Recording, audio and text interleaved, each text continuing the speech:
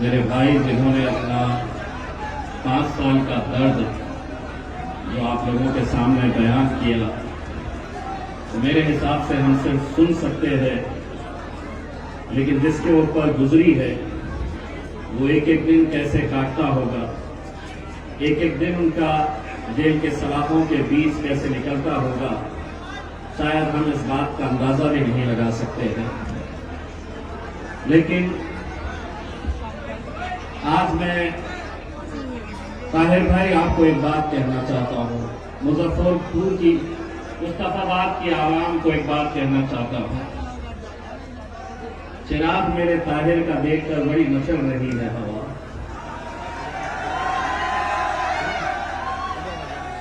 चिराग मेरे ताहिर का देखकर बड़ी मचल रही है हवा। कुछ दिनों से मुस्तफाबाद में बड़ी तेज चल रही है हवा।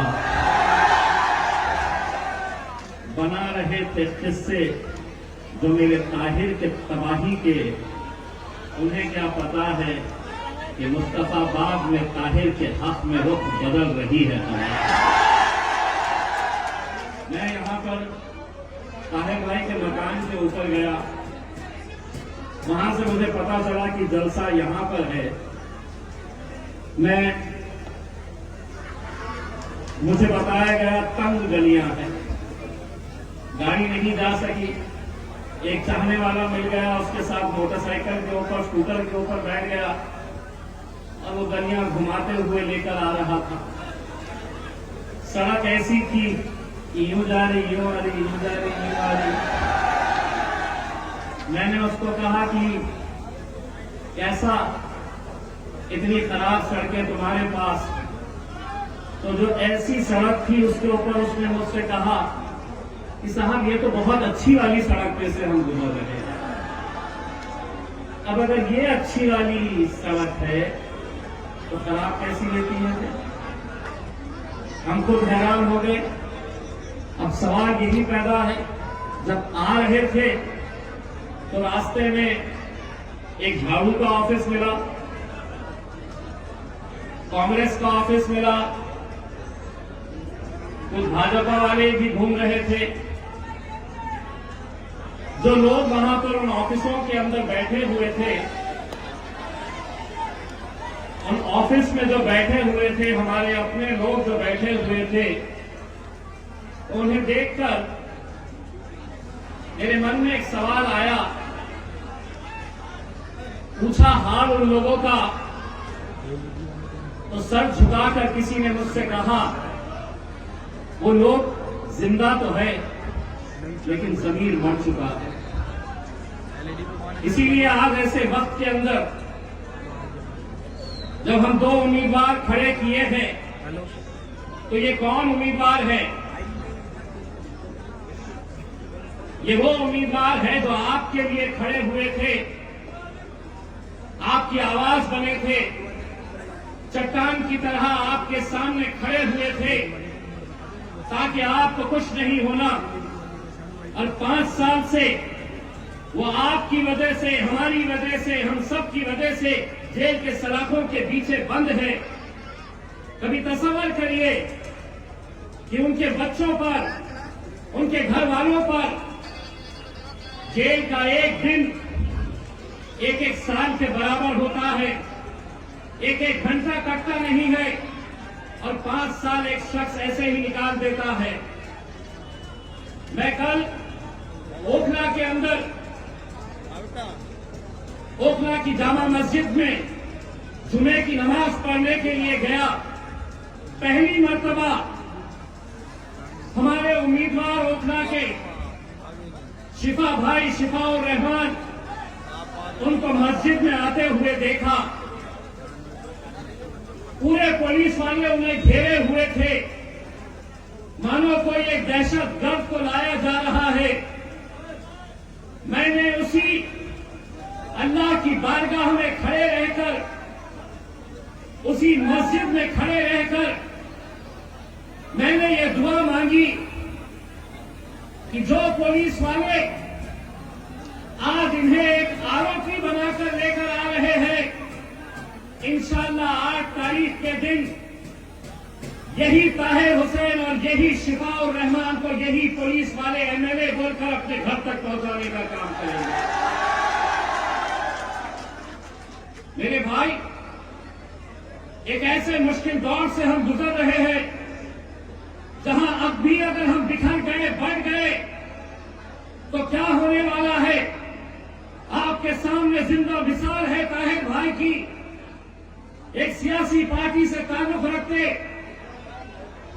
महज एक आरोप की बुनियाद के ऊपर उन्हें निकालकर बाहर फेंक दिया जाता है। आरोप तक किसी पर भी लगाए जा सकते हैं, लेकिन आखिर कितने सालों तक ऐसे आरोपियों को आप जेल में बंद करके रखेंगे? कोई सुनवाई नहीं। और अगर 5 साल 7 साल के बाद अगर ये बेकसूर छुटते हैं और इंशाअल्लाह छुटेंगे, तो कौन उनका एक एक दिन वापस लौटाएगा? इसीलिए मैं कहता हूं ताहिर भाई, हिम्मत मत हारिए। और वो हुकूमतों को कहना चाहता हूं, लौटाएंगे तुम्हें वो सब कुछ सूद के समेत,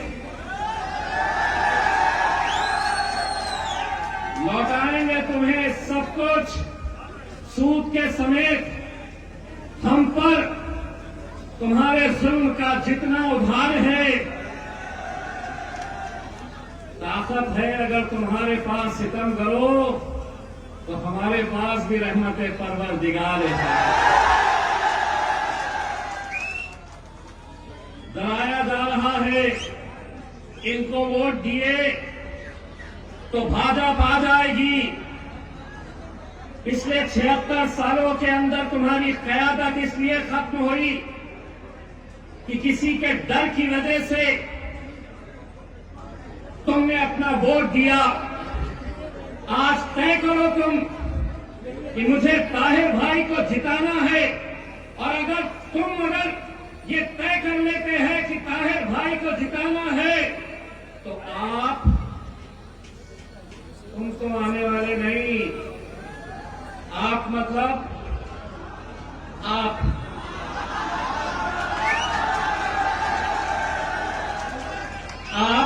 नहीं आने वाले। आपका पाप जो है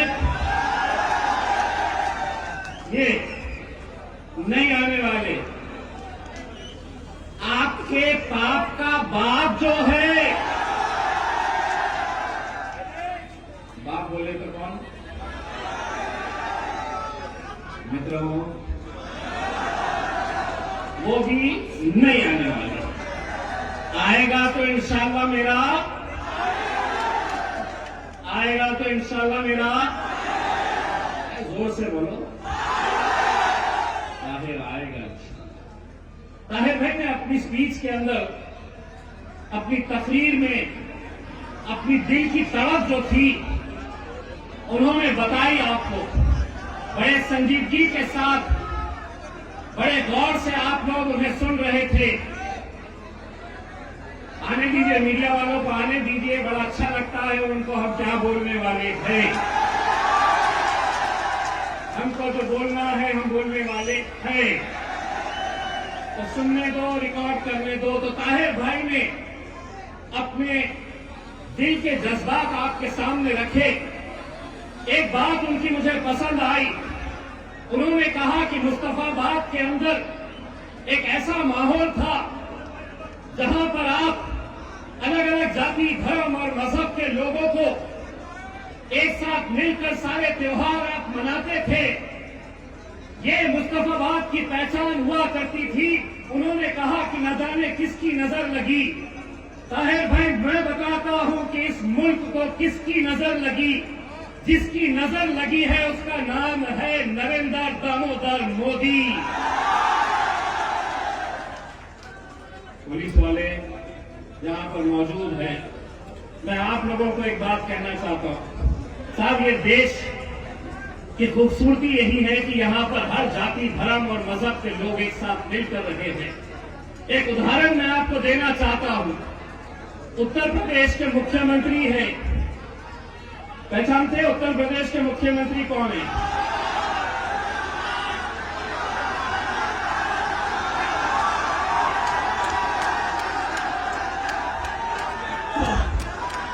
तो उत्तर मैंने बोला नहीं कुछ। हवा तेज चल रही है, मैंने सिर्फ अपने बालों में हाथ फैलाया।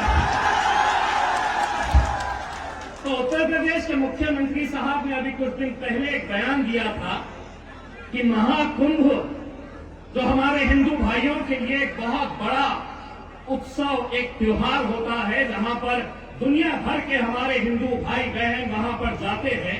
उन्होंने एक बयान दिया था कि वहां पर मुसलमानों ने आना नहीं चाहिए, कुंभ मेले के अंदर आना नहीं चाहिए।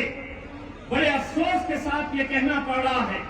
हम श्रद्धांजलि देते हैं, हम तमाम वो ऐसे हमारे हिंदू भाई और बहन जिनकी मौत हुई है वहां पर कुंभ मेले के अंदर, जो मर गए हैं वहां पर सिर्फ बद इंतजामी की वजह से बेकसूर लोग मर गए हैं। जानते हैं हमारे मुल्क की तहजीब, हमारी मुल्क की संस्कृति क्या है? जब ये लोग अपने कुंभ मेले से वापस अपने अपने घरों की तरफ जा रहे हैं, तो आज यही मुसलमान जिनको कहा गया था कि तुम कुंभ मेले में नहीं आना चाहिए, वही मुसलमानों ने मस्जिदें खोल दी है, मदरसे खोल दिए हैं। खाने का इंतजाम, पीने का इंतजाम, उन्हें आराम करवाने का, ये हमारी तहजीब है। इसीलिए इस राजनीति ने, इस घटिया राजनीति के अंदर आज समाजों के बीच में दरारें पैदा करने का जो काम किया है, उसका सबसे बड़ा अगर कोई जिम्मेदार है तो वो भारतीय जनता पार्टी है। सही कहा है ताहिर भाई ने, आप ताहिर भाई को जिताकर लेकर आओ, हिंदुस्तान के अंदर हम भारतीय जनता पार्टी को बाबा जी का ठुल्लू दिखाते घूमेंगे, पूरे हिंदुस्तान में दिखाएंगे। आज सिर्फ पूरा मुल्क ही नहीं, मुल्क के बाहर जितने लोग हैं वो आज मुस्तफाबाद और ओखला के ऊपर नजर लगाए हुए हैं। वो देखना चाह रहे हैं कि सही मानों में इनकी गैरत जिंदा है, तुम्हारी गैरत जिंदा है या मर चुकी है? तुम्हारे सीने में दिल है जो एक इंसान को तड़पते हुए, उसके परिवार को तड़पते हुए देखने के बावजूद भी बटे हुए हैं, अलग अलग महफिलों में जाकर बैठे हुए हैं। सवाल करते हैं हमसे ये मीडिया वाले, दो क्यों लड़े? दो से क्या हो जाएगा? दो जीत के भी आ गए तो क्या हो जाएगा? अरे तुम दो की बात करते हैं, लोकसभा के अंदर तो मेरा शेर अकेले वहां पर जाकर बैठता है। 550 एक तरफ, मेरा शेर इसको क्या कहते हैं? 100 सोनार की, बोलो 100 सोनार की। तो दो क्या कर लेंगे? सवाल करने वालों जवाब ये भी सुन लो, जंगल के अंदर कुत्ते बिल्लियां कितने रहते हैं देखे नहीं जाते, शेरों की गिनती होती है। तो मेरा भाई, मैं आप लोगों से ये अदबन गुजारिश करने के लिए आया, मेरी माएं और बहनें जो आज घरों से सुन रही है हमें, ये इलेक्शन हमारे वजूद का है, हमारे मुस्तकबिल का है, हमारी पहचान का है, हमारी शिनाख्त का है। बड़ा मजा आता है भारतीय जनता पार्टी की हुकूमत को, आम आदमी पार्टी वालों को, कांग्रेस पार्टी वालों को कि इनको उठाओ, जेलों में बंद करो। आज हिंदुस्तान की जेलों के अंदर सबसे ज्यादा अगर कोई बंद है तो मुसलमान है, दलित है और आदिवासी है। बड़ा मजा आता है उन्हें, इनको उठाओ और जेलों में बंद करो। अब हम उनको ये बोलना चाह रहे हैं, तुम अगर इनको उठाए तो हम उन्हें जेल से बाहर एमएलए बनाकर निकालने वाले हैं। तो डराओ मत, एमएलए बनकर निकाल देंगे हम इंशाअल्लाह। आप लोग साथ देंगे? मेरे भाई, आप लोगों को बड़ी संजीदगी के साथ 5 तारीख का ये इलेक्शन लड़ना है। मुझे मालूम है कि बहुत सारे इस इलाके के लोग अलग अलग महफिलों में जा रहे हैं, अलग अलग स्टेज के ऊपर बैठ रहे हैं, चाहे वो आम आदमी पार्टी का स्टेज लगा हुआ हो, कांग्रेस का लगा हुआ है, भारतीय जनता पार्टी का लगा हुआ है। भाई ऐसा लग रहा है कि पूरे के पूरे लड़ रहे किससे? तो हमसे।